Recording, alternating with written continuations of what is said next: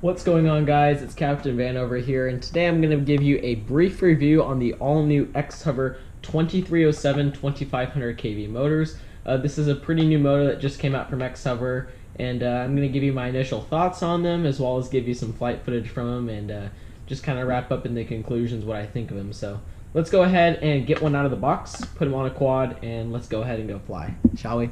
Sweet. 100 kV motors.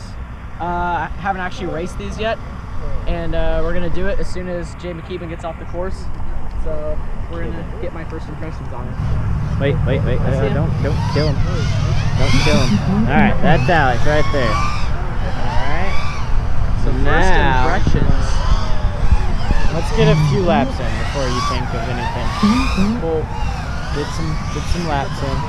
Ooh, yeah, it's smooth. Go ahead and talk about the setup. So I'm flying a Wind 5 frame from Xhover. It's a super light frame. It's like 64 grams dry, and it's really nice if you have motors that are designed for lightweight quads. Race flight stack, so I'm using the Race Flight Revolt and Bolt ESC, Runcam Mini Swift, and a TBS Unify Pro. So it's actually not a super intense setup. It's a few common electronic pieces that I really like. And now I'm trying these new Xhovers, and I'm about 5 laps in now. I've been flying this course all night, so I'm pretty warmed up on it. And what I really like about these motors is they feel very linear on the throttle curve. Like when I'm coming around here, it's like I know exactly how much throttle to give it. So when I go all the way to the top of the throttle, it gives it to me. So it feels very predictable. So it's got a nice mix. And then I think that has to do with the 2500 kV. It's pretty mid kV for the motor. But it's got a lot of power. I've been flying the 2206 Xhovers, and those are great for a super lightweight quad.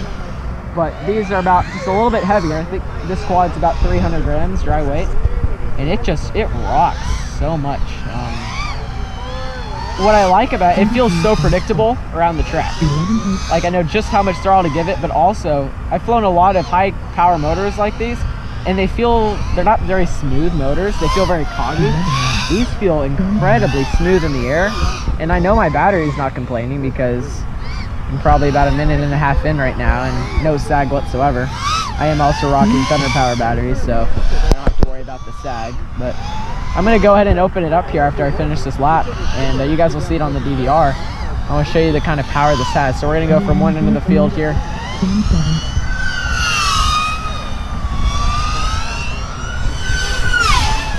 I mean, they have a lot of power.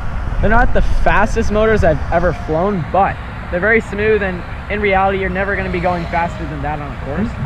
Okay, guys, so it's the next day. Sorry that the video just kind of cut there. My GoPro battery died right in the middle of filming, but I am here to wrap up my thoughts on these motors, and after flying them about 10-20 batteries now, I really love this motor.